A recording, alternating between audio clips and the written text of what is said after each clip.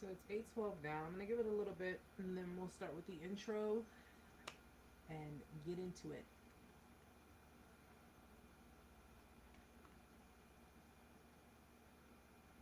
In the meantime, I think I'm gonna start with it a little bit early because in case anyone new catches this on the live stream catches it on the stream on YouTube, and they're just trying to figure out what this content is all about, they'll be well informed of it. So we'll start off by saying welcome to Narc Survival 101. I'm your girl Erica, here to help victims and survivors of narcissistic abuse, domestic abuse, any kind of relational abuse. If you're new to the channel and you happen to drop in on tonight's live, then stick around. If you have questions, ask questions. And if you want to know more, go through the channel, go through some of the content. You'll get to see what it is that I put out there, what it is I do, just to help everyone understand. I'm not a medical professional, okay? Not yet, at least. Not yet, at least. I am still currently in my studies of psychology, and will be attending school actually this week. I'll be attending school for what I need to do so I can become a psychotherapist, and I'm pretty excited about it. But check out my content, and if you find my content to be helpful, please hit that subscribe button so you're notified when I do a live, when I do a video. But YouTube is usually every Fridays, 8 p.m. Eastern Standard Time. And if you have a TikTok, my TikTok is at Narc Survival 101. I do weekly lives every Tuesday on that platform. Hi Stella, how are you? So hopefully my information, hopefully my platform, my channel will help give you the guidance that you need or answer the questions that you may have. I noticed that I have not, I'm going to admit that I have not put up new content as of lately. And I've been working on a lot of different software. I've been having Amanda help me with, trying to generate these videos, get them out there. We have a lot of people who are trying to gain the knowledge, the information that they need because they're going through the motions. And of course, that's what we're here for. We're here to help people. Okay, so just keep in mind, I do have a way of doing my own thing, my own style. And if it sits well with you, if it resonates for you, hey, join the family. If it doesn't, it's perfectly fine. There are plenty of great content creators under this particular category who would be more than glad to help you as well. So, guys, I hope everybody had a wonderful week. Looking forward to a nice 3-day weekend. Well, I have to work Sunday for a few hours, but other than that, I am off on Labor Day, which I'm pretty happy about. And what better way than to make money and then, of course, not really spend it because I'm not a big spender. I don't really go out there too crazy spending money. Although now that I'm in school, a lot of it's going to go for my school supplies. It's going to go for my tuition, but it's well worth it, right? It'll pay off in the end. Stella, I had to cut off my toxic mother. She was nice, then constant nitpicking. I had no idea she was a narc all those years. Just thought she was moody. And it's interesting if we have, I'm sorry, hey official, hi sweetheart. It's interesting that when we have parents who are toxic, and we don't even stop to think that our parents could be toxic. I mean, we grew up with these behaviors as children. We grew up with this for a long period of time, and it kind of became normalized, But believe it or not, guys, if you have parents that have toxic behaviors and toxic traits, and you found it to be that it was normalized in your household growing up, you really wouldn't see that, which is probably why a lot of you didn't have the kind of boundaries that you needed to put between you and your parents. And I'm not saying that when it comes to toxic parents, narcissistic parents, that we have to shun them out and kick them, just cut them off completely. And I mean, if that's what you choose to do, then by all means, if that's what works for you, do it. But when we have parents, because, listen, our parents could do no wrong, right? Parents can do no wrong. They would never hurt you. They would never do anything to put you in that position to have to set up boundaries because you never thought you would ever have to do that. But believe it or not, you need boundaries with everybody. Not just your parents, not just your toxic parents. You need boundaries with everybody, because boundaries are basically what gonna show. It's gonna show people that you respect yourself. You respect yourself enough not to be a part of just any type of company, all right? And you value your peace. So when it comes down to toxic parents, these behaviors, again, when you were younger, you really didn't notice too much about it because that's what was normalized in your household. And over time, as you get older, 9 out of 10 times, if you're going against the grain with your toxic parents, you're not going to agree with them with everything. So, like how they would live their lives, how they would do certain things, you won't agree with them. You won't agree with what they're doing. You won't agree with what they say or what they believe in. And that's fine. That's fine. What makes it toxic is when your parents are telling you, well, you don't agree with me, therefore you're the enemy. You're the malicious one. You're the manipulator. You're, every name in the book, simply because you don't agree with them. But that's kind of the dynamic between narcissistic codependent with codependent children.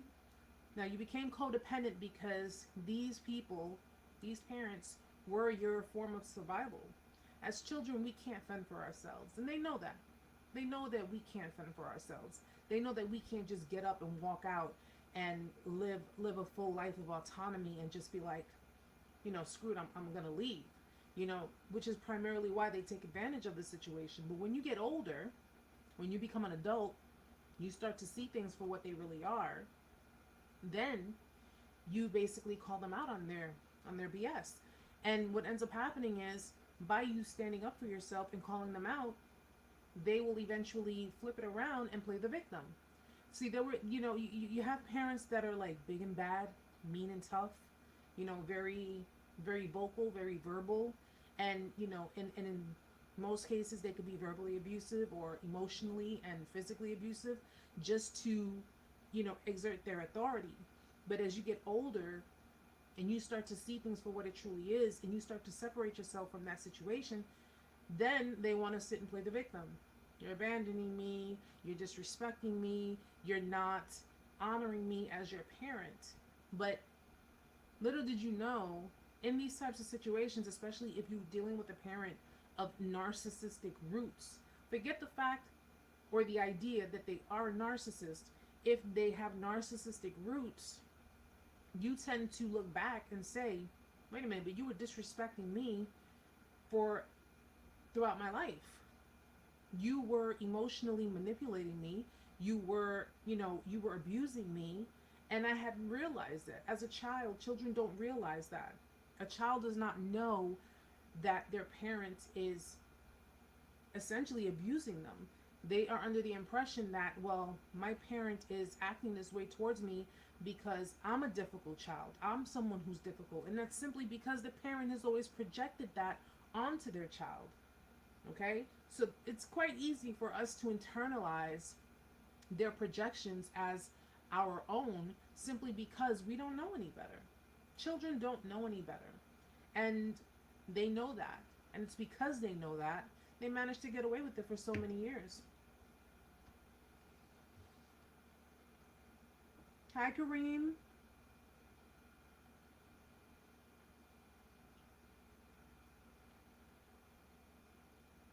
Yeah, you can't, and Stella, I'll be honest with you, because from one woman to another, females, when you have, especially with daughters, narcissistic mothers with their daughters, first of all, these mothers set up such high standards for their daughters to meet, okay? Extremely high standards. You have to be like her, you have to think like her, you have to do like her, okay? Which, in turn is why a lot of these females in today's society as a whole, a lot of these females think the way they do.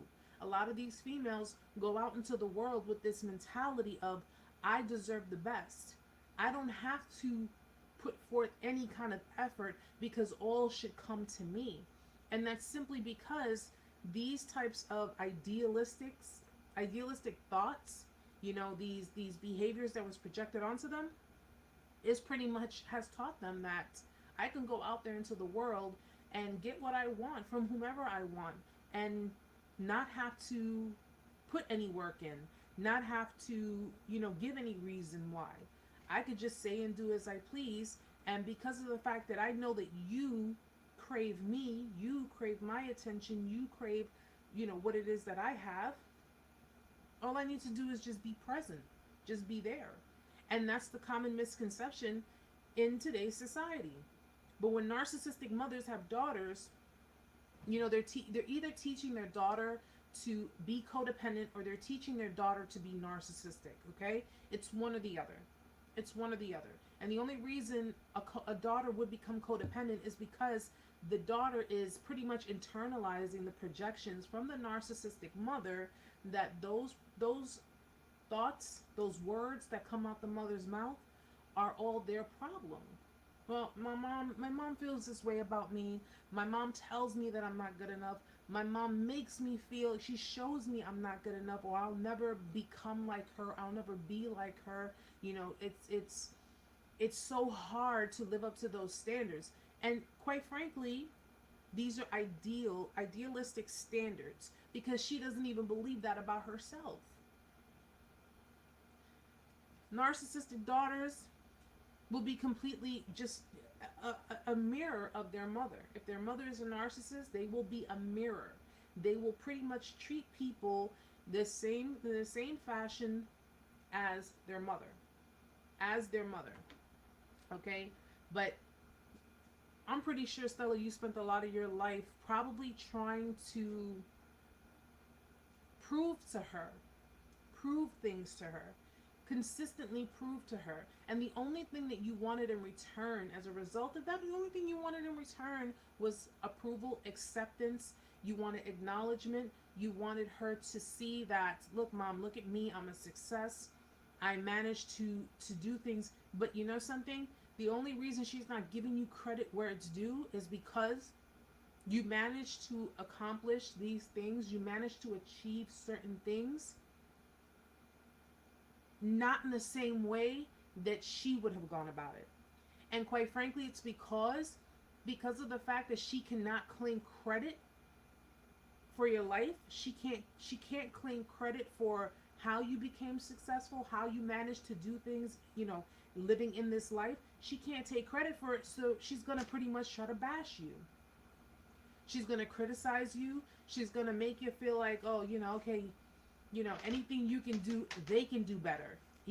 She won't acknowledge, and this is what narcissistic mothers do.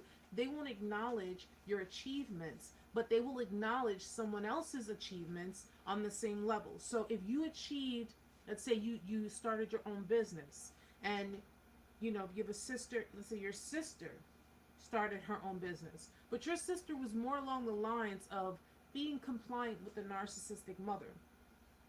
You both have the same achievements. She'll acknowledge your sister before she ever acknowledges you.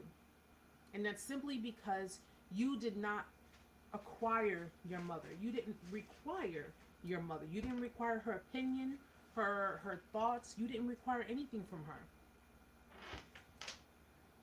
And a lot of people, and it's the same thing in relationships, a lot of people continuously try to prove themselves. And then when the person who is emotionally manipulating them, who is, verbally, because, whichever way you look at it, it's still verbal abuse, who are verbally using the verbiage that will bring the confidence down, that will tear that person down, maybe not in the physical aspect, but will tear them down emotionally and mentally. That person is simply going to, continue being the way they are. They're going to simply continue to use whatever, or do whatever it takes to make you feel like you're not good enough. You will not be good enough. You won't ever be good enough. And it's because of the fact that you're proving her wrong, they become more disrespectful. When you're proving them wrong, when you're doing things that they're like, oh, you can't do this, you can't do that, you can't go here, you can't go there, it's all that you can't, you won't, it's not possible for you. They try to project that negativity onto you so you can internalize that and then take that as your own way of thinking and apply that to your own life. Because what we believe and what we think, we tend to consciously and subconsciously apply those things to our own lives, which is why oftentimes if people sit there and tell you you're going to be a failure, you're going to be a failure, you're never going to make it, you're going to, it's going to sit there. And you don't need anybody's approval. You don't need anyone's approval. You don't need anyone's authority. You don't need anyone to tell you what you can or cannot do. Simply off of the strength that they were either too lazy to do it themselves, or because they can't take credit for what it is that you accomplish. No. It does. Well, I always say that when you get involved, if you get involved with someone who is a narcissist or who, is severely narcissistic, you are getting involved in a relationship with the kind of, first of all, 9 out of 10 times, if you are dealing, for example, if you're non-narcissistic, you're a non-narcissist, okay? You end up in a relationship with a narcissist, more rather you end up sustaining a relationship with a narcissist based off of the dynamics that you had in your own relationship with your own caregivers. And again, your parents don't have to be narcissists, because you have people who walk the face of this planet that are just avoidant.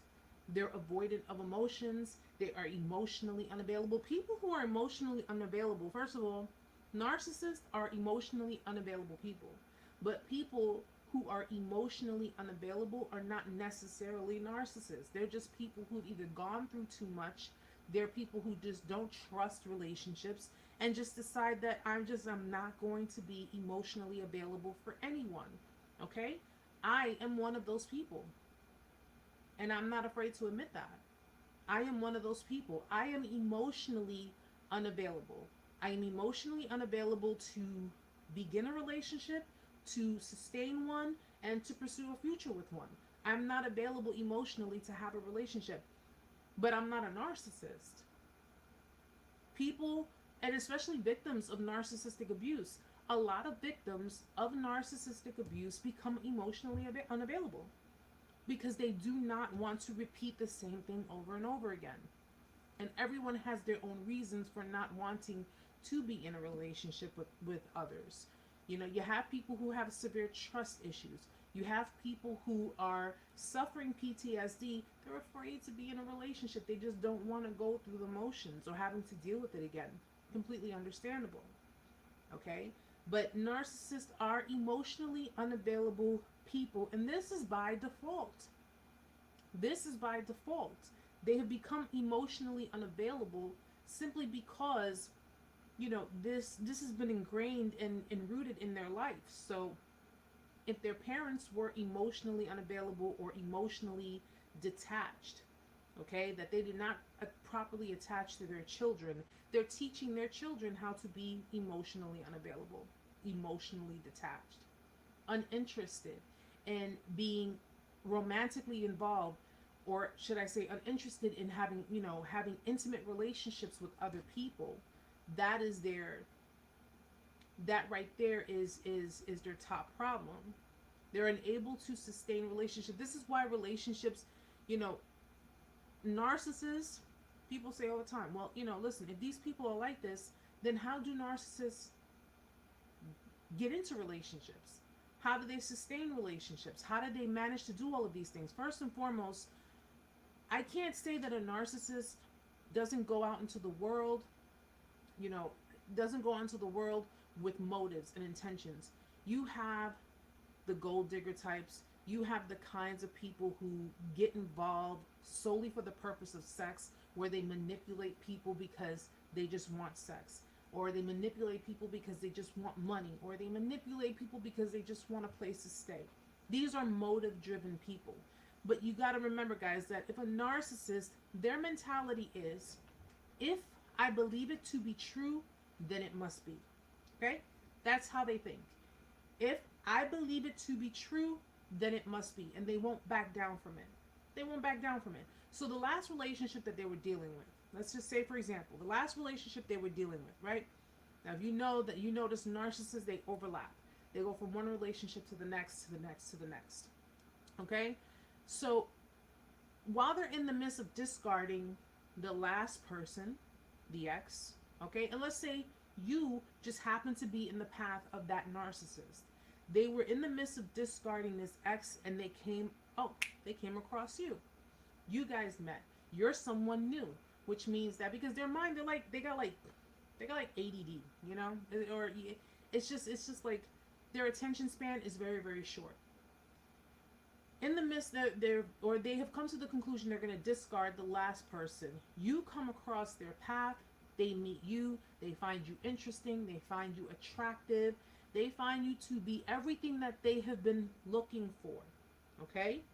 Because they've already brought themselves to the conclusion that the last person they were dealing with has too many flaws. They're too toxic, they're too this, they're too that, okay? Everything that the narcissist is but refuses to admit. Now they meet you, everything is brand new with you, everything is exciting with you, everything is just going great with you. You have no idea that they are discarding the last person. Just like the next person that they discarded you for had no idea what was going on with you. Okay? You have no idea what was going on. Which basically, one, lets you know that, okay, in the midst of this discard, because they're overlapping, they're clearly using manipulation. They are clearly lying to the next person while they're lying to you. Okay? They're using manipulation. But in their mind, at that point in time, their mind is, this last person I'm dealing with is not suited for me. It's not right for me. They're no good for me. Or, you know, it's just nothing left there. Mind you, that last person doesn't know anything about anything until the final closure of that discard. So in their mind, they're pretty much saying to themselves, but this person that I just met is great. They're awesome. They're funny. They're attractive. They're this, they're that. This is what they think they're doing. They think they are genuinely getting into a relationship. This is how delusional they are. They're genuinely getting into a relationship with someone whom they feel is a better match for them. They feel is a better fit for them. All the while, they are manipulating. Because remember, you have to, in order to overlap, number one, if you're going to overlap from one relationship to another, you have to lie to these two people. You got to lie to the last one about your whereabouts, what's going on, the stonewalling. That's why they stonewall. That's why they silent. They give the silent treatment. They do all of these things, okay? They have to do all of these things to pretty much make sure that they have, what do I say? You want to leave one job, but until you can lock in the next job, you're staying put with the first job that you have. That's pretty much how it is for a narcissist.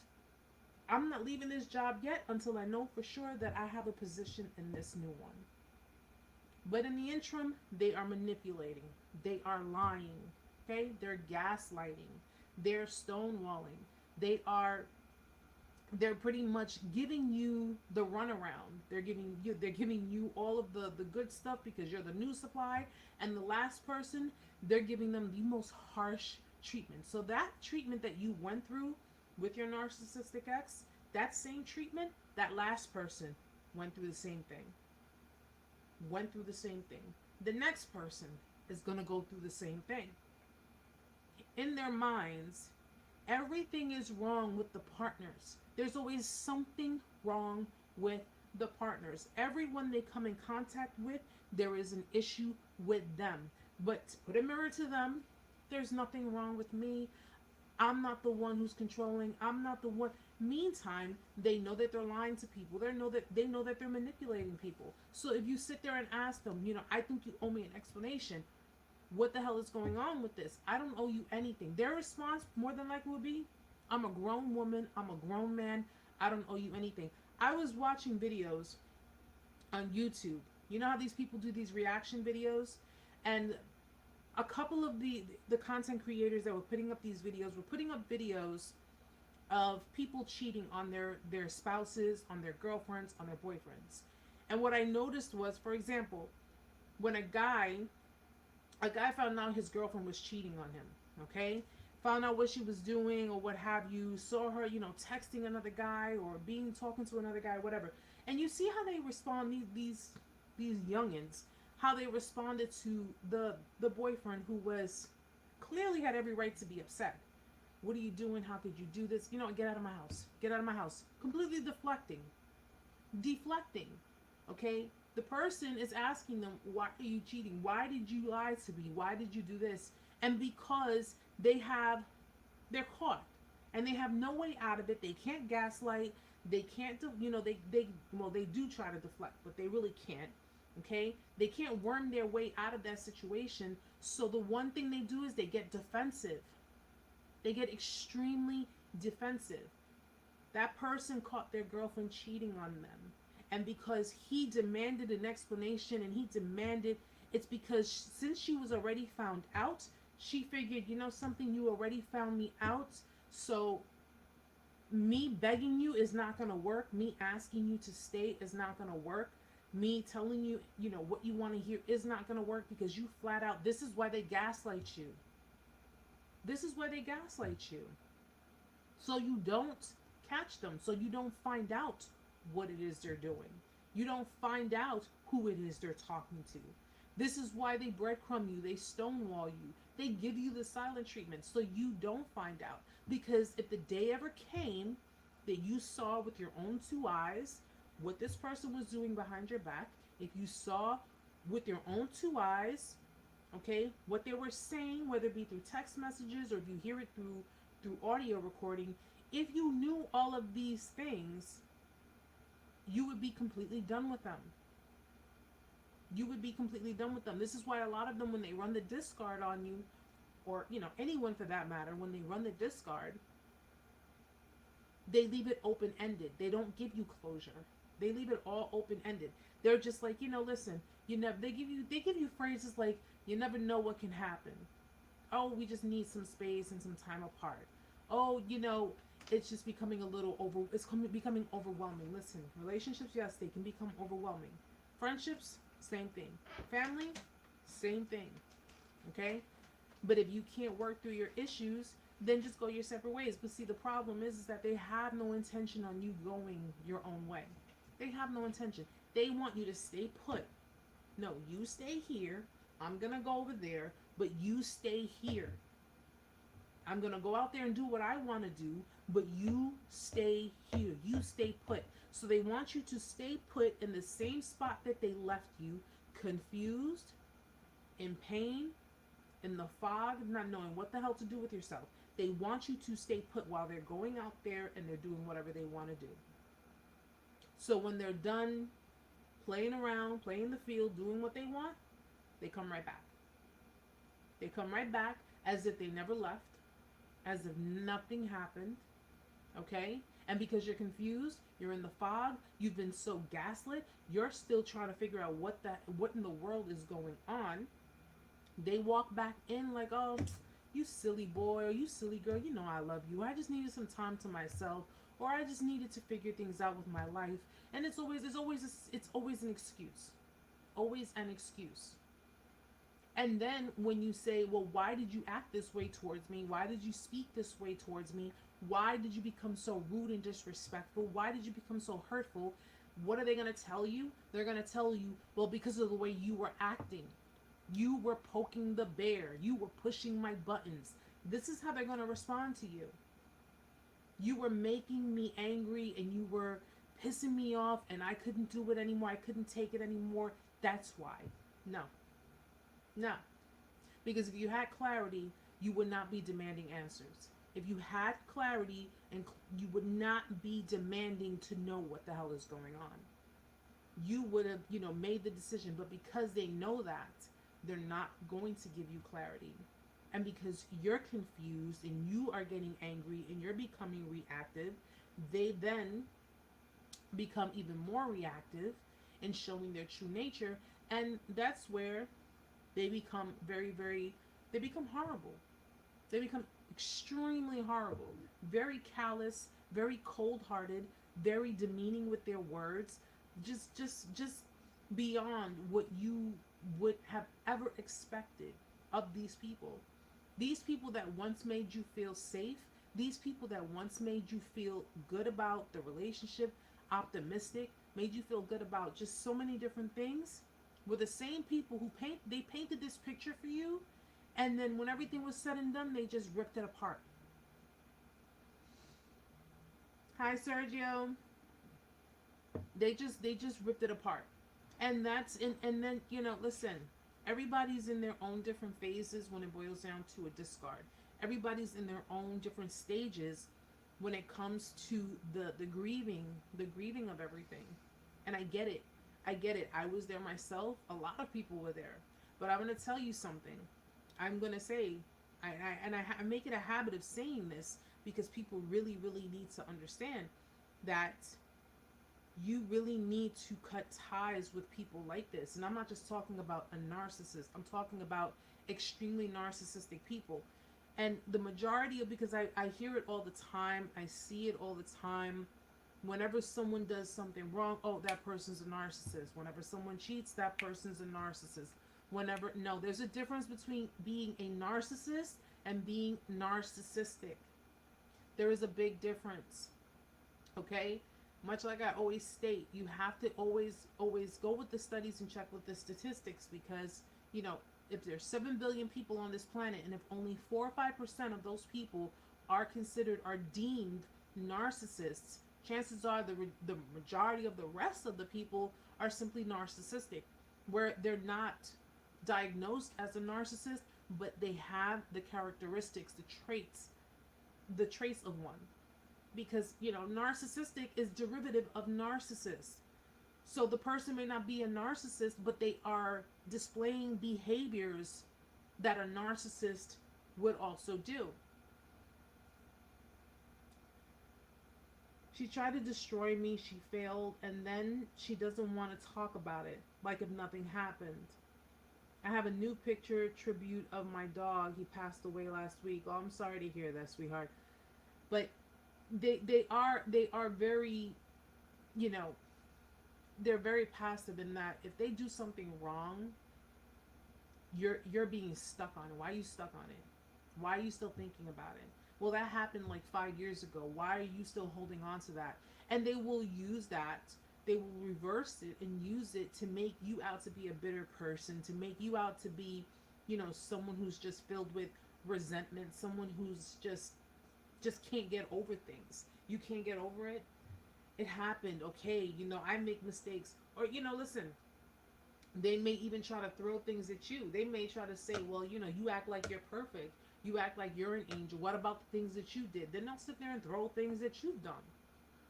Or they'll sit there and throw things that you said. And listen, at the end of the day, are we perfect? No, we're not.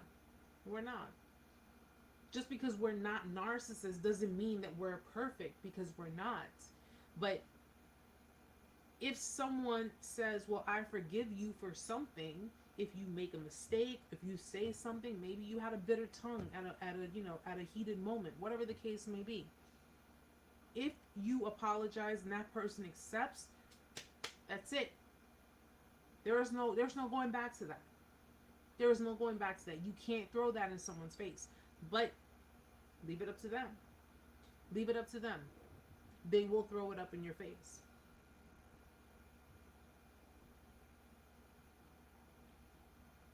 Kareem, it's okay, hon. It's alright. I have a lot more that I'm going to be working on, because now that I'm going back to school, I'm going to put a lot of focus in my studies. But I am, like I said, I'm working on different software so I can be able to create, better videos and get it up. It's just been a while since I've been really, really active on YouTube, because I've been working on so many other things. But it will get there. By the grace of God, it will get there.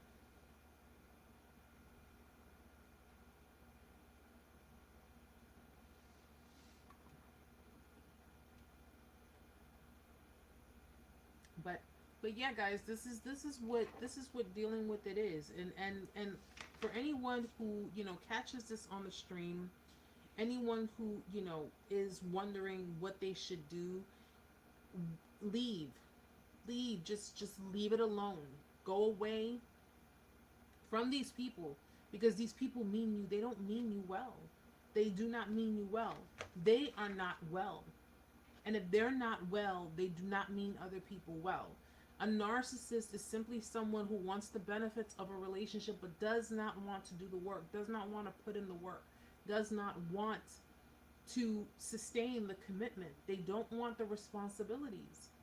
They don't. This is why a lot of them are often correlated with children.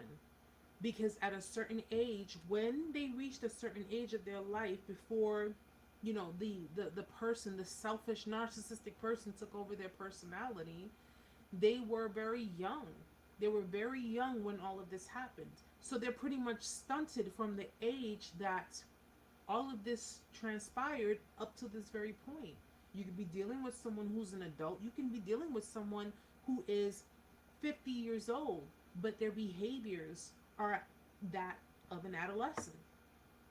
They act very, you have a lot of them who act very irresponsible, okay? They're irresponsible with their finances. They're irresponsible with with the people, the amount of people they sleep with. They're irresponsible with pretty much everything because their thing is, I screw up, but someone else is going to clean it up for me. Okay?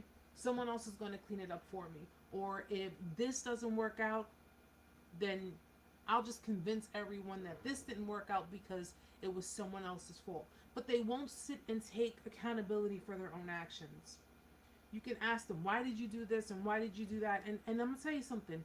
Even if they're going to play off that they're being vulnerable with you, even if they're going to play that off, it's going to be in the most desperate situation. Okay? Narcissists don't do anything that they do not want to do unless they are desperate. Unless they're desperate. You put someone in a desperate situation, they're going to say and do whatever it takes to make sure they get the outcome in their favor. And if they come off to you, because I notice a lot of people say, well, listen, my narcissistic ex never apologized to me. My narcissistic family member never apologized to me. Okay? Understand, these are the same people that will cut off their nose to spite their face. They will not apologize, especially when they're being, their ego is being filled up, especially when it's being stroked by a number of people, by so many people giving them attention, especially when they're looking at it like, oh, well, I can get all these trophy females or these trophy dudes. They're not going to come to apologize to you. You are not worthy of an apology in their mind. But put them in a desperate situation. Let them fall upon a desperate situation where they would have no choice. They will come and do it simply because, and I'm telling you right now, they will bite that bullet so hard, they'll bite until their mouth is filled with blood, because that is the only way they're going to come to you. And 10 out of 10 times, their apology is not genuine. It's not a genuine apology. It's not, I'm sorry for hurting you. I'm sorry for devaluing you. I'm sorry for demeaning you and putting you in this position. I'm sorry for making you feel this way. No. It's, I'm telling you sorry because this is the only way you're going to allow me to communicate with you so I can figure out a way to get back into the same position that I was in your life. Okay? That is why a lot of people who have been discarded, if you've ever been discarded, or if you ever had to discard a narcissistic person, that is why each and every time if you go back to the same situation thinking that things will change, they will not change. They will look cute, nice, sweet, like bees to honey, whatever the case may be. It will look like that for the first couple of minutes of your relationship. I kid you not. You go back to that situation, they're showing you a totally different person, right? Oh, but Erica, everything seems great. This person seems like they've changed. They are showing me things that are making me feel like the way I used to feel when we first started dating. Yeah, that's a ploy. That's a ploy. Because they know that they're not going to get anywhere with you if they come back being the same douchebag that they were when they discarded you. Okay? You get more flies with honey than you do vinegar, do you not? So they're going to do the same thing. Put on the mask, but this time they're going to make sure it's on a little tighter. So that way, when you let them in, you let your guard fall, and you are you're just completely smitten with them again. You're back to being like two teenage kids, being in love, or whatever the case may be. Guess what? Guess what? That other shoe's going to drop. that other shoe is going to drop, and then they're going to show you an even worse side of them than you first saw the first time. This is why I tell people, pay attention to the signs, pay attention to the behaviors, because I guarantee you, these behaviors have not only been used on you, they have been used on other people. These behaviors are pervasive. These behaviors are general for them. They use the same behaviors, and the funny thing is, no, not even funny, it's not funny. Crazy thing is that, again, people often wonder, why do they get away with these things? How is it they can get away with these things? How is it that they manage to go from relationship to relationship to relationship and not be held accountable? Not be, because people who have dealt with people like this were either scared or too ashamed to come forward and speak up on it, to call them out on their crap. People were either scared or too ashamed. For those who were scared, I understand, because, you know, again, pathological narcissism, it's bad. It's bad. If you guys go to my website, narcsurvival101.com, okay? I do blogs on there. I also do blogs on there. But you got to understand pathological narcissism, because there are levels to this. There are levels to this game, okay? You got, you know, very superficial, very surface type narcissism, and then you have pathological narcissism, okay? And the very surface types are the ones who are, you know, the kind of people that are attention seekers. I just want attention. I just want all eyes on me. I just want people to cater to me and my needs. I want, that to me is more superficial, because you have a lot of people that are like that. You have a lot of people that are like that, and they're not narcissists. Pathological is more obsessive, more compulsive, okay? It's more where they become obsessed with the idea of being in control, of owning people, of controlling them, okay? Pathological narcissists are more than likely the type of narcissist that will create verbally, emotionally, and more importantly, physically abusive relationships to control their partner, to keep their partner put, okay? And this is veering off of into being a damn sociopath. Pathological, like I said, the obsessive nature, the jealousy, the hatred, the resentment, okay? Picture going back to someone like this, okay? Picture going back to someone like this, someone who is not in love with you, but is obsessed and enamored with the idea of controlling you, the idea of using you as their pawn, as their own personal toy, as their own, you know, as their own personal, I don't even want to use the word, but you know what I mean. It's imagine that. Instilling fear in their partner is trying to get out of that, but because they're trying to get out of that, they will instill that kind of fear. Like I said, on a more superficial scale, these are the people who will maybe use people for money, use people for clout, for fame, for status, or whatever the case may be. But the more it goes up on the scale, the more it becomes pathological, the more dangerous it becomes.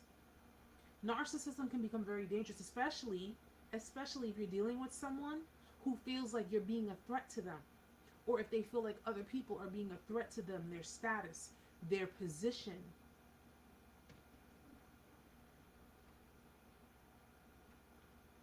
Yes, Laura, it's like a honeymoon period.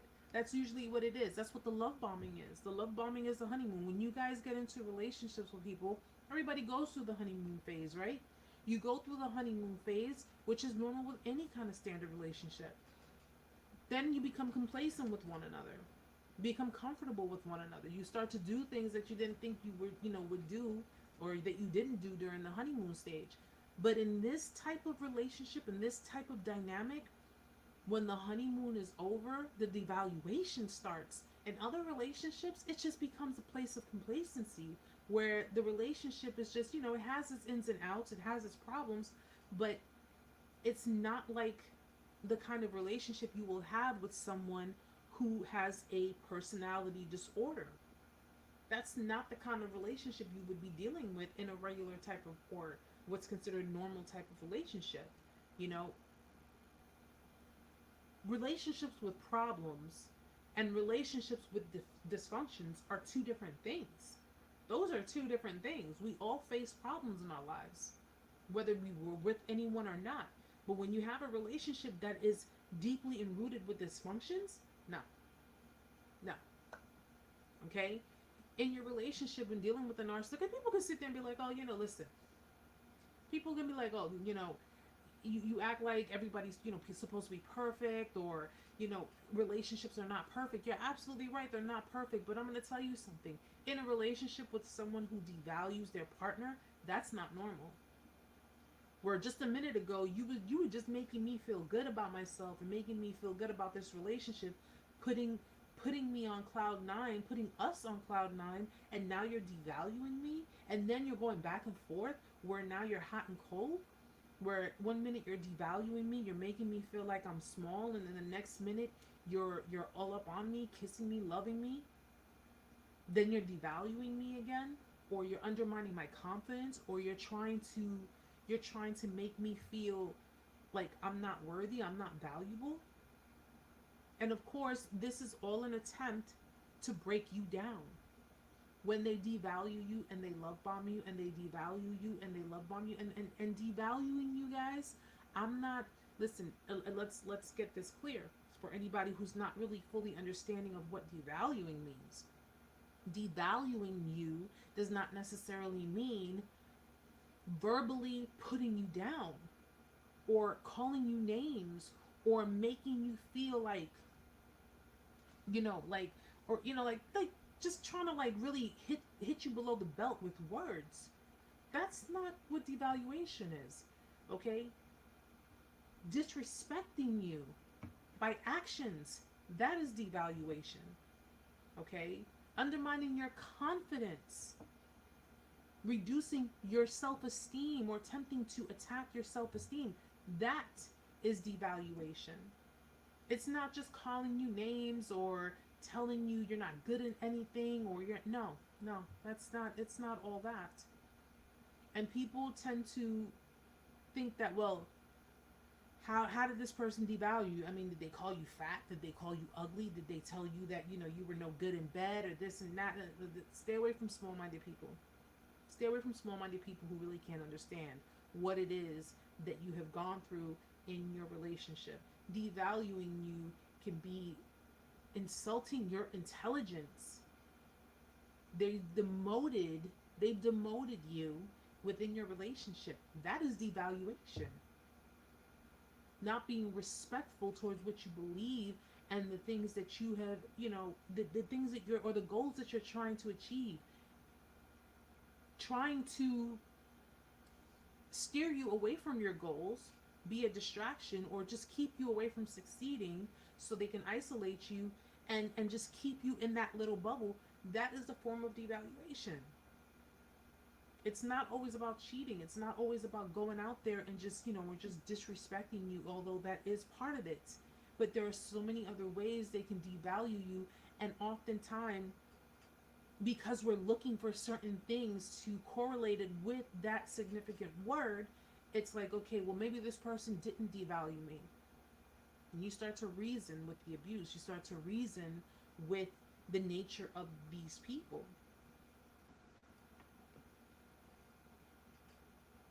Hi, Butch. I'm good, sweetheart. Hope you're doing good as well. Yes. Stella says, preacher girl, this is what messes us up, hot and cold. I hate you, I love you. And this is all simply because of the fact of they resent someone. Narcissists, let me tell you something, okay? Narcissists are the same as codependents. First of all, narcissists are codependents. They're like a type of codependent, okay? But they're the same as codependents. They're simply kids who were rejected by their parents. They were rejected emotionally. They were rejected maybe even physically. They were rejected mentally, psychologically. They were rejected by their parents. And what they end up doing is, with that rejection, they end up saying, well, you know something? The person who's supposed to be caring for me has rejected me in every which way. The person who's supposed to be giving me the connection that I need has completely put a block between us. Screw them then. Screw them. I don't need them. And then what do? They create that hard shell to protect, to preserve their ego, because they're sick and tired of having their ego shot from the very same people that were supposed to be protecting them.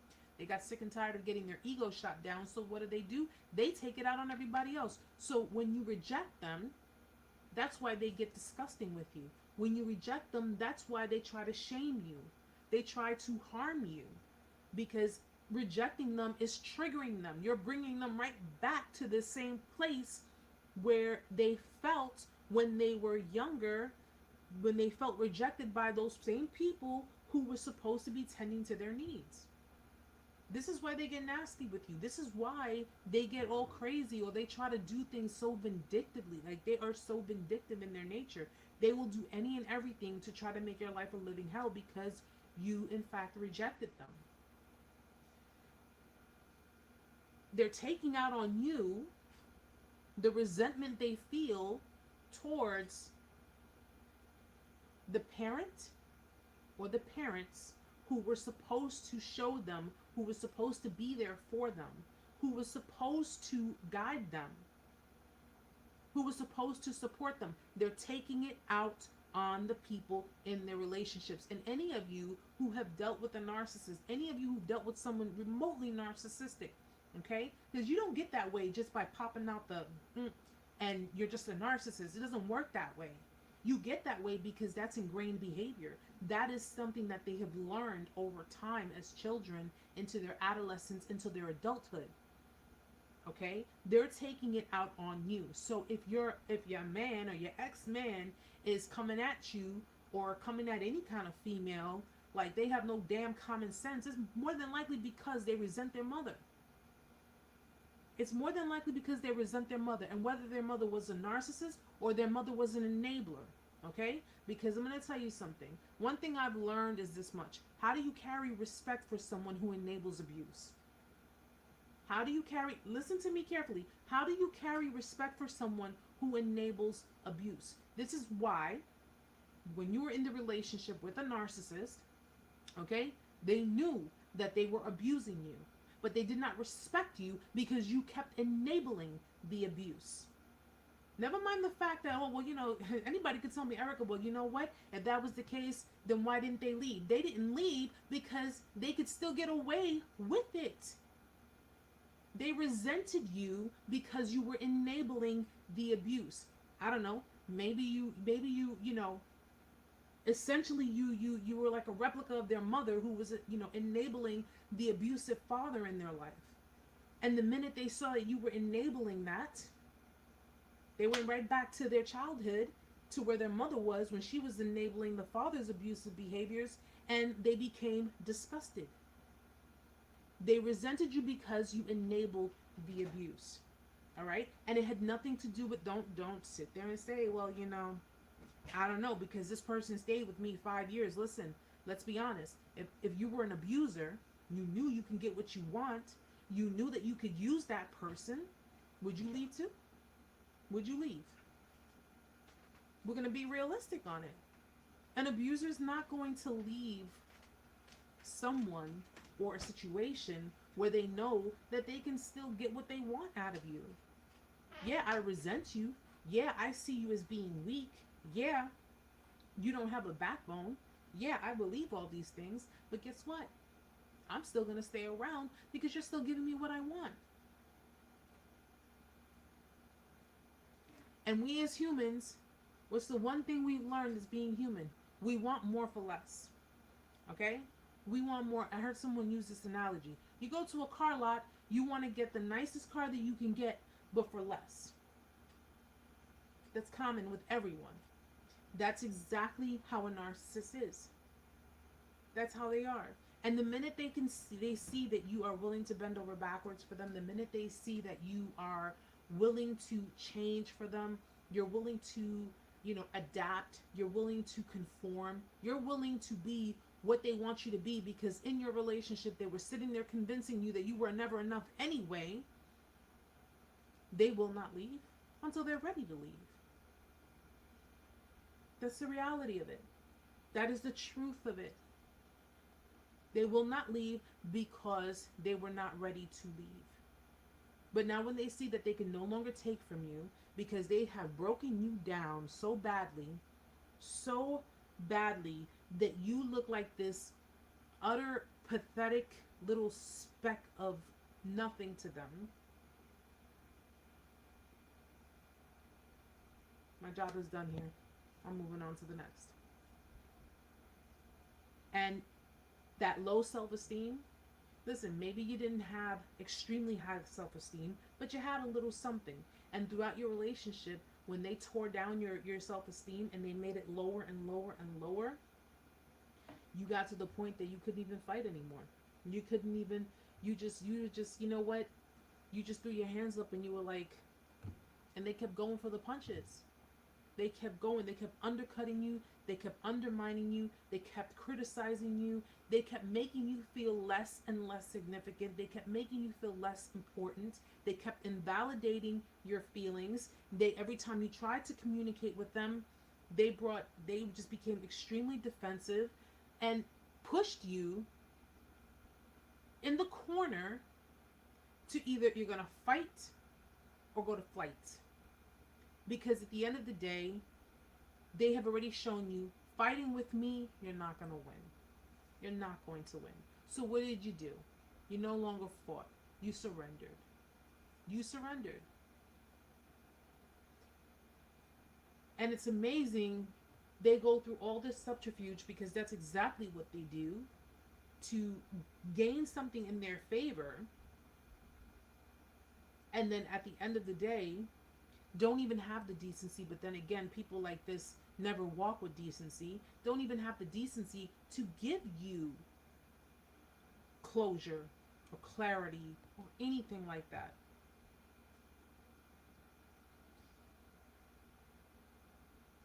And it's really, it's freaking mind-boggling. It's crazy. It is crazy.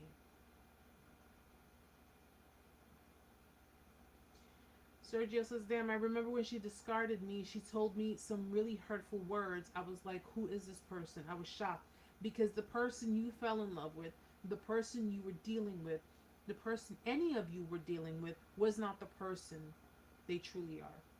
Was not the person. You dealt with, and I don't care, I mean, listen, we wanna call it what it is. You dealt with someone in their trauma, okay? They lashed out, they became extremely, agitated, aggressive, and, it's kind of like having, I guess, a pit bull and just cornering them. If you were holding them responsible for anything they did wrong and you're cornering them because you're like, no, you're going to take responsibility, they're going to explode. They can't take the idea. They can't take the idea of being responsible for their actions. Because at the end of the day, they have spent their entire lives creating this false self-image. They have this image of themselves. They're completely blinded to themselves. They have this image of themselves that they're always right. You will always be wrong. What they have done to you does not warrant an apology because they feel justified in what they have done. They feel justified in what they said. Okay? And oddly enough, you have people who, which I was one of them. I was one of them, guys. I heard all the nasty words. I heard all the harsh, cruel, callous things this person said, and I was still going back. I was still trying to let this person know, you listen. And I spoke to them nice. You don't have to talk to me this way. Why are you talking to me this way? Why can't we just... And because I kept trying to hold this person accountable for their own doings, and I kept trying to let them know, listen, I have an idea as to what's going on. I'm a little confused, but I have an idea. And because of the fact that I brought things up that were completely hurtful to me, And I'm holding them accountable for that because at the end of the day, they knew how I felt. They knew what I was dealing with. They knew what I was feeling. Okay? And you want to know how I know they knew how I was feeling? Because when I got on the phone with them and I was crying my eyes out because I was in so much pain, what I got from them was, oh, here we go again with the waterworks. That's what I got. That's how I knew. That person did not give a damn. They did not give a damn about me. They didn't give a damn about my feelings. They didn't give a damn about their actions.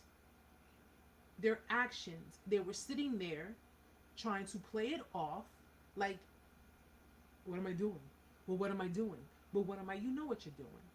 You know what you're doing. You knew what you were doing.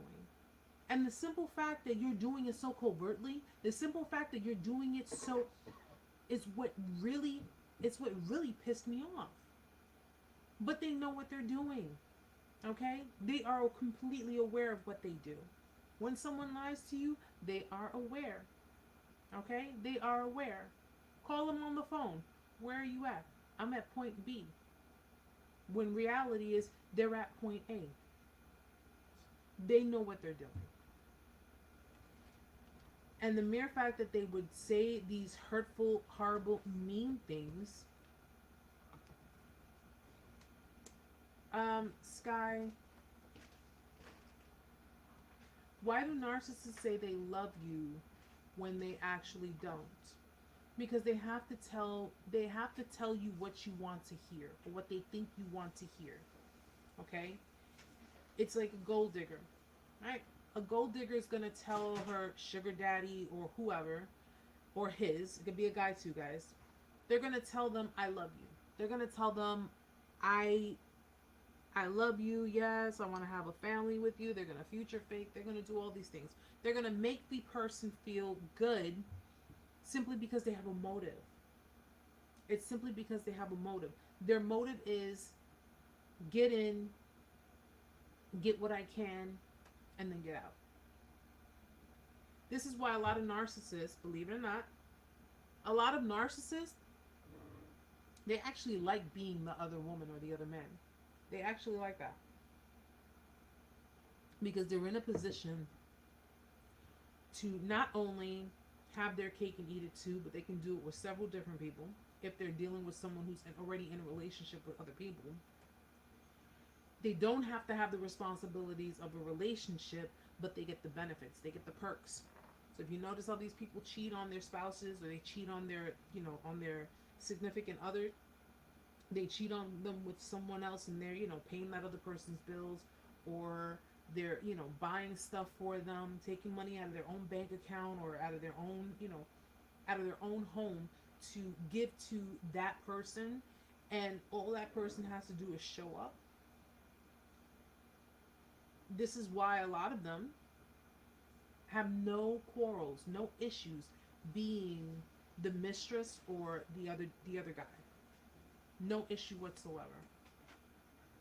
But they say it because they think that's what you want to hear. And it's, if they say it, you will believe them. Therefore, you will trust them. Therefore, they'll get what they want out of the situation.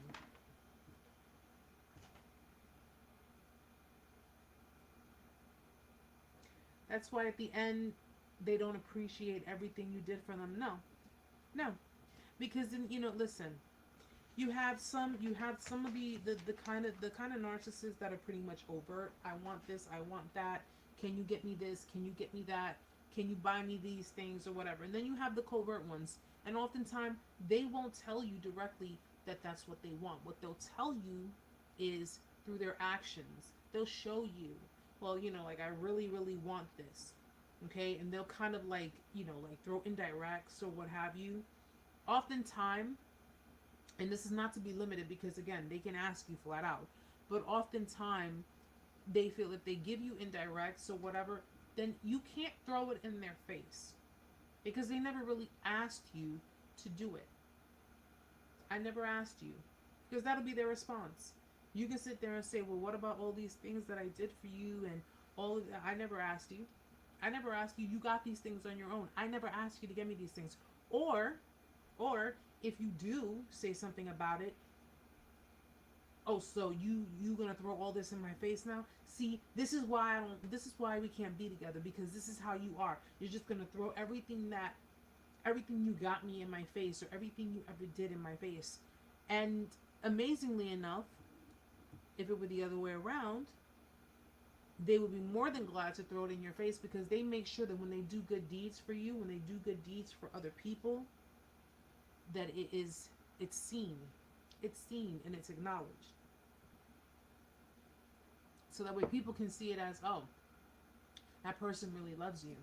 That person really cares about you. Look at all the good things that they're doing for you. And not to be confused, and let's get one thing perfectly straight, guys. Not to be confused with a codependent who does it because they're just an overgiver. All right? I don't want anybody here sitting here thinking, well, I do nice things for other people, and yeah, it's done, publicly, sometimes not so intentionally. Don't sit there saying to yourself, oh my gosh, no. No. Okay, because you can give really big gifts, really nice gifts, if the occasion called for it. But majority of the time, they're going to make sure that everyone else is aware of what it is, all the good things that they do for you. Okay, they have no humility. They have no humility. Anyone who is humble knows that they don't need an audience in order to do nice things for people. They don't need an audience in order to give to others. Narcissistic type people, they need an audience. They need people to see that, look at me, I'm the good Samaritan. Look at me, I'm doing for the community, or look at me, I'm doing a huge party for my partner, or whatever the case. They always need to have an audience.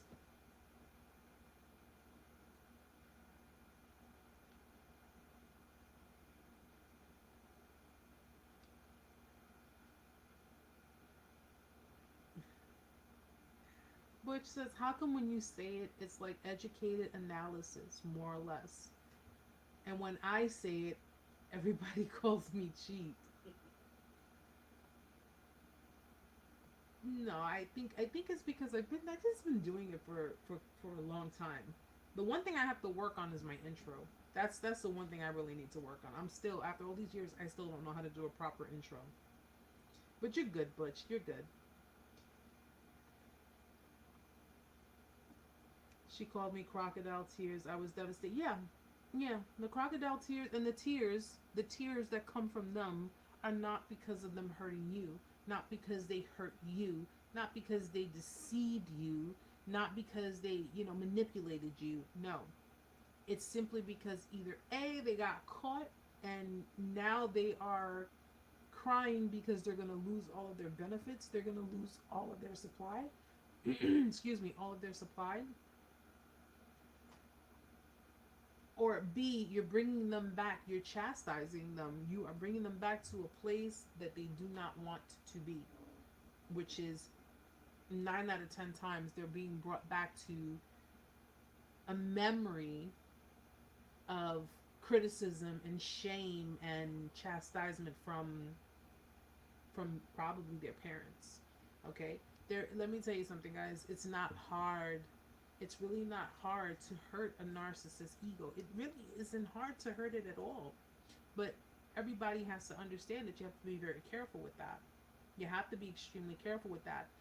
Oftentimes people who come out of narcissistically abusive relationships think that, oh my gosh, am I ever going to get over it? Yes, you will. Am I ever going to, ever find love? Sure you will. You just got to pay attention this time. Let this be a lesson to you. Did this person did this person even love me one bit? I'm sorry to say, but no. I'm sorry to say, but no. But that's not a reflection of you. That doesn't mean you don't deserve love. That just means that you dealt with someone who was just incapable of loving on the scale that you were capable of loving. I'm scared to get into another relationship because I'm afraid I'll meet another narcissist. You're more than likely going to meet another narcissist. Guys, you're going to meet narcissistic people. You are going to meet narcissistic people. And hell, you may even start dating again where the next person may be a narcissist. But you got to utilize what you've learned to pay attention to the red flags. Pay attention to the patterns. the behaviors. Because the minute you start to see certain things, doesn't make you comfortable, doesn't feel right, guess what? Nope, move on. Just move on. That's it. That's it. I know a lot of people are hurting because they thought that the person actually loved them. They thought the person actually cared about them. And oftentimes, victims who come out of these situations end up internalizing all that happened in, believing that, I'm not meant to be loved. I'm not meant to be in love. I'm not meant to be. No, no. These kind of people come into your life for a reason. They come into your life for a reason. They come to teach you something. First of all, they come to teach you the brutalities of this damn world that we live in, but they also come to teach you something about yourself. Because you have dealt, believe it or not, you have dealt with narcissistic people in the past. Maybe you didn't realize it then. Maybe you didn't understand it. Maybe, these people really didn't mean as much to you, or you weren't as fully invested in these other people as you were in this last person you dealt with.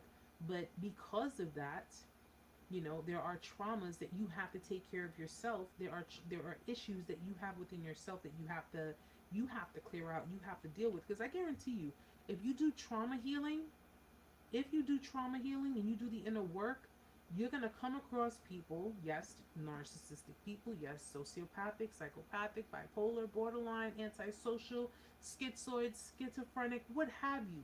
You're going to come across these kinds of people, but you're going to know what you need to do to stay away from them, to steer clear from them. Okay? There is no avoiding contact with these people. There is no never gonna happen again. No, there is none of that. Okay? Because the truth be told, even people who don't suffer severe trauma, even people who don't have severe issues, history of mental illness or what have you, depression, codependency, or whatever, truth be told, these people who are of secure background, don't have severe trauma, also end up in relationships with narcissists. They're not just limited to codependent people, and they're not just limited to people who have childhood trauma, PTSD, codependency, no, anxiety, depression. It's not limited to those people. Anybody can meet a narcissist. Anyone can meet a narcissistic person and start a relationship with them. Where you have to start utilizing your what you have learned is when it gets to the point that you're noticing certain things that are all too familiar for you and it's starting to trigger you. That is where you have to cut it off. That's where you have to cut it off. And I tell people all the time, don't start dating unless you are ready to date. Don't go out there because you're feeling lonely. Just because you're feeling lonely, listen, I had a time in my life where I was feeling lonely, and what did I do? I started taking up painting. I started taking up crafting. I started doing things. I'm like, why is it if I'm feeling lonely? Because me feeling lonely, a relationship is not an answer for loneliness. It's not. Especially after you've gotten out of one that's just tumultuous and just really did a number on you. No. If you're feeling lonely, find activities, find things to do for yourself. Okay? When you're feeling lonely, you're feeling down and out, you're feeling depressed about yourself, I'm going to tell you right now, if you go on dating websites, if you go out there into the world, I'm feeling lonely, I'm feeling like this, I'm feeling like that, trust and believe. That is easy prey for narcissists, and you will just be ending up bringing yourself right back to the same place. The same place that you worked so hard to get out of. Don't do it.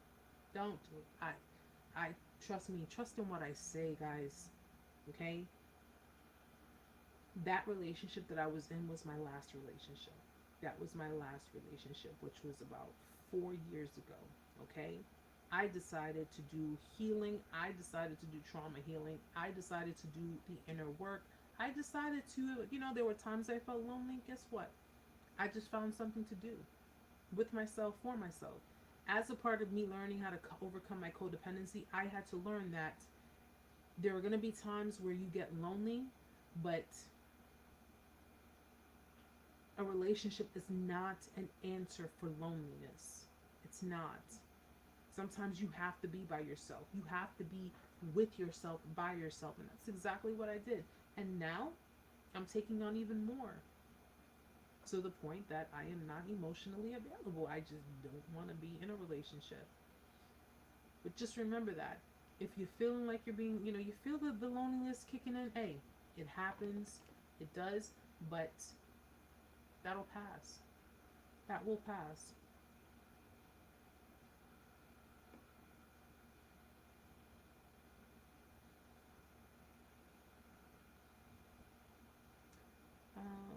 Let me see.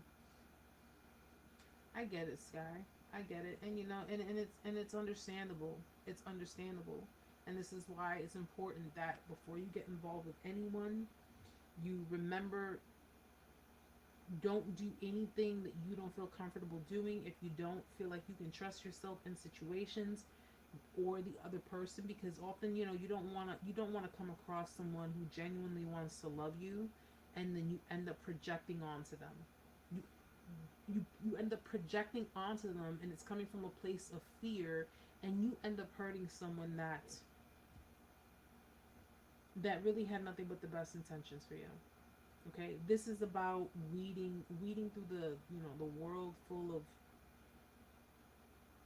there are a lot of sheeps out there, but you have a lot of wolves in sheep's clothing, and you have to learn how to configure which is which. I'm not saying you guys have to be single for the rest of your life. I don't intend on being single for the rest of my life, but if it happens, it happens. But at the end of the day, at least I know what to look for. I know what to do. I know how I will feel. And I think one of the problems is, it's not even a problem. The one thing that I want you to understand is that your happiness is not dependent on other people. It's not their job to make you happy. It's not your job to make them happy. Okay? You two would come in with your own happiness and share it with one another. So if you go into a relationship and you find yourself being happy depending on their mood, depending on their disposition, or depending on anything, if it does not depend on you and it's external of you, then you're not ready. You're not ready. Because you should not have to depend on anyone else for your happiness. You shouldn't. Okay? You shouldn't. Trusting people is hard. It's very, very hard, guys. And after enduring this experience, it's going to be a very, very rocky road. But it doesn't mean that you can't do things with boundaries. That's the whole point of having boundaries. That's the whole point of it being there. Your boundaries are there to protect you. They're there to protect you. If someone is trying to cross your boundaries and you're like, no, don't you see the boundary here? If they're insistent of crossing your boundaries, then you cut them off. It's as simple as that. Cutting someone off. You don't have to ghost them. You just have to say, listen, this ain't going to work. It was nice knowing you, but I think you should meet someone else, find someone else that's more on your level. That's it. That's it. I get it. I get it. And I feel the same way. I wouldn't want to hurt someone the way the last person hurt me. I definitely wouldn't want to do that. And I think that's part of the reason why I'm just more focused on me and my life. I'm more focused on school. I'm more focused on achieving certain things, because at the end of the day, what's meant for me is always going to be there for me. It's always going to be there for me. So people could tell me I'm hitting 40. They're like, you're hitting 40. The milestone is 50, but at the end of the day, it's like, I'm in no rush. I got 10 more years before I hit 50. I'm not in a rush. I am not in a rush. Okay? I'd rather work on getting my degree than try to work on dealing with someone else, trying to fix them, or trying to understand their trauma. Listen, I'm not getting into a relationship to be their therapist. That is why I'm going for my degree. I'm going for my degree to become a therapist so I can help other people, because they need the help. But I'm not getting into a relationship to be a therapist for someone, to be someone's punching bag, or to simply be, someone that they could just come and nah, no, guys. And that's what you guys gotta, you guys gotta do the same thing. You're not going into a relationship to be someone's therapist. If someone has trauma bonding with someone else, trauma issues, if they have, dysfunctions, walk away. Walk away. That's it. I don't care how cute they are. I don't care how much money they make. I don't care how established they are, how successful they are. Walk away. All right? Because it's going to cost you your peace. It's going to cost you your sanity. It's going to cost you your health, and it's not worth it. It just simply is not worth it.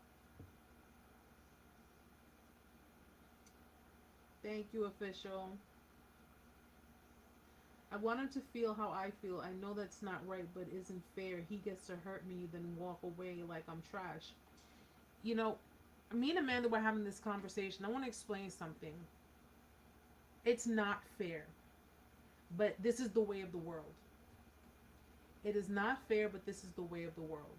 And people are going to treat you however way they want to treat you. Now, whether or not you're going to put up with it, that's a different story. That is a different story. You wanting him to feel the way you felt is completely understandable. That's just you being human. I'm sure a lot of us were there. Okay? He clearly, and this is why I make it a big, I always make it a point to say this. If you're dealing with someone who's extremely narcissistic, or who lacks empathy, or who, has no regard for anyone's feelings or just life in general, they're not going to experience what you have experienced, simply for the fact that because the opportunity to experience any kind of emotional feelings, any kind of emotions in the aspect of, pain and hurt and sorrow and, all of the things that we feel on a regular basis, that was taken away from them a long time ago. You're dealing with someone, what I consider narcissist? I consider narcissist to be like artificial intelligence. That movie AI, where it's just, the machines, they or like those machines that they got now, that they look like humans, they talk like humans, they're dressed like humans, but they're artificial intelligence, they're computers, they're robots. That's how I consider them to be. They're like robots. Okay? They don't feel under the same scope of how you feel, how you would feel. They feel emotions, yes they do. They feel emotions, but it's more so under the lines of anger, jealousy, hatred, whatever. Like anything remotely negative, that is where they stand. They stand under those emotions. We have a mixture of emotions because we know when to feel a certain emotion, when it is appropriate to feel that way.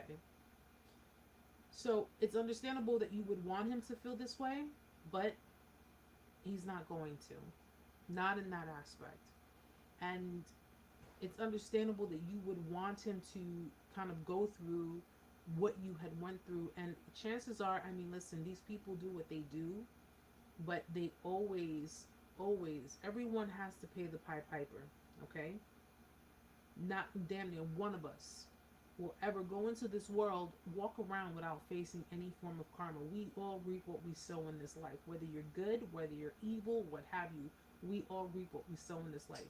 If you think that these people will not experience or will not go through what it is that they need to go through, either in a way to humble themselves or, knock them on their ass, just because you don't see it, just because it's not being plastered on social media or it's not being done directly in front of you, does not mean that it's not happening.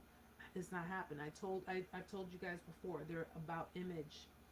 Okay, they are about image. If they put up this false bravado of themselves to impress you, to impress people, to give this complete sham to everyone, they're going to do the same thing if they're reaching the very lows of their life. Okay? Their house can be on fire right behind them, and they will still take a selfie. Like, I'm doing good. I'm alright.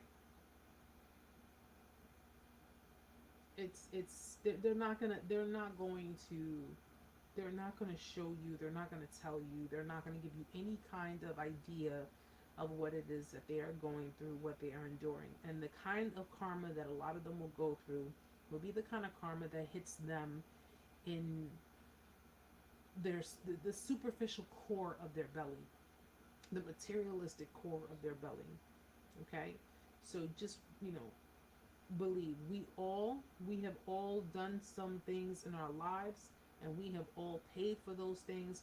We were all young at one point, we were all dumb at one point, we were all there, we've done. And if you think, it's amazing how people would think, well, narcissists don't get karma, they don't get what they deserve, they don't get what's coming to them, so we're just gonna say that all bad things happen to good people and not to bad people. I listen. What you plant is what you're gonna grow. What you plant is what you're gonna grow. All right. So just be careful with the seeds that you plant. But trust and believe. Trust and believe. When you leave them, they stalk you too. Yes. Yes. They monitor your social media accounts. They monitor you. Even if they're with someone new, if they discarded you, especially if you discarded them. But they monitor the things that you do, because at the end of the day, even if they have no intention on coming back, even if they have no intention on trying to hoover you back in, and again, they could be sleeping in the bed with the next person, they will still monitor you and your accounts. All because of that, what did I say earlier? Obsessive compulsive behavior. They are obsessive people, especially if you reject them. If you reject them, they become completely obsessed. And again, they may not come forward. They may not say anything to you for fear of rejection. You're going to call them out on their shit. You're going to expose them. It could be anything. They won't say anything. So they'll sit behind the scenes, the very dark scenes. They'll sit there and they will just watch you. They'll just watch you like a bunch of creeps.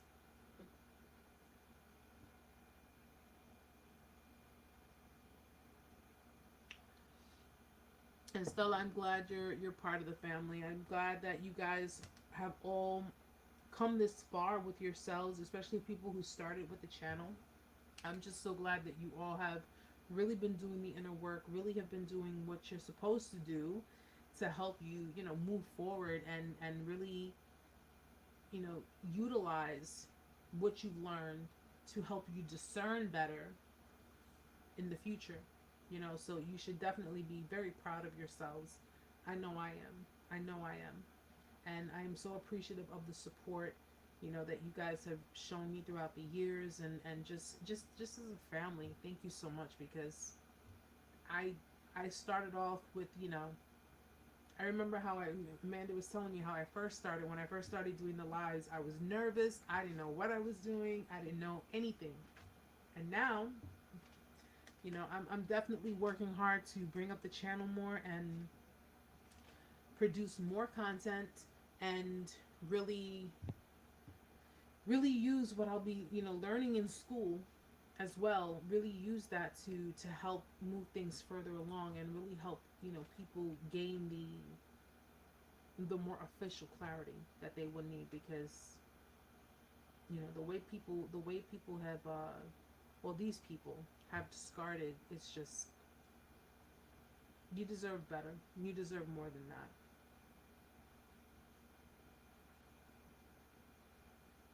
I'm glad, Sky. I'm glad that, you guys are just, and again, you guys already know that I'm here. You guys know I'm here if you need me. You guys know I'm here if you need to, if you just